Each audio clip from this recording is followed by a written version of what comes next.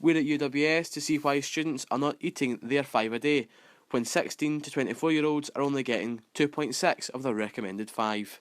So what's your opinion on the fact that 16 to 24-year-olds don't get enough of their 5 a day?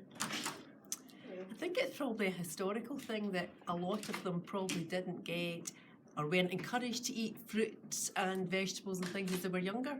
So they then haven't picked up the habit now. Yeah. I think now we're doing better with younger children.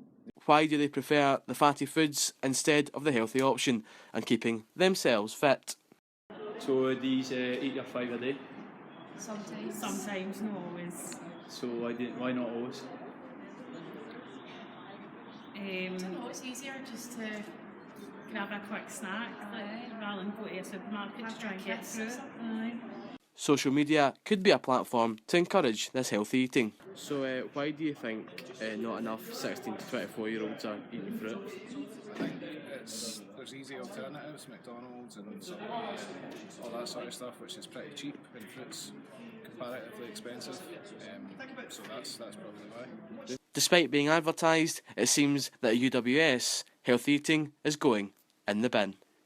This has been Marc, UWS News, Ayr. Ayr United are fresh off a Scottish Cup run, which saw them exit at the last 16 stage.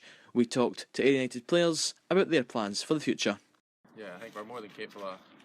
I don't even think we're looking at the playoffs. I think we're wanting to just stay up automatically, and so that's our goal here. It breeds confidence through the squad, getting to the quarter final. But now we've no cup run or anything, we can just concentrate on the league.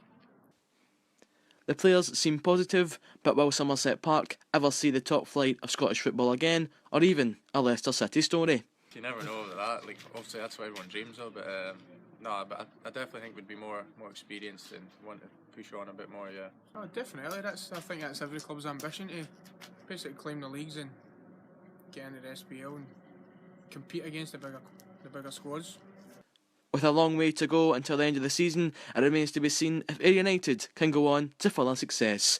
Marc Birch, UWS News, Ayr.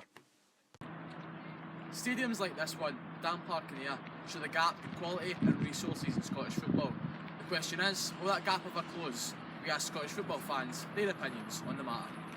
We asked non-football fans how money could be better spent in football. The homeless, it could be helping all other kinds of downtrodden groups of people. We then spoke to others and asked what could be done to make Scottish football financially fair.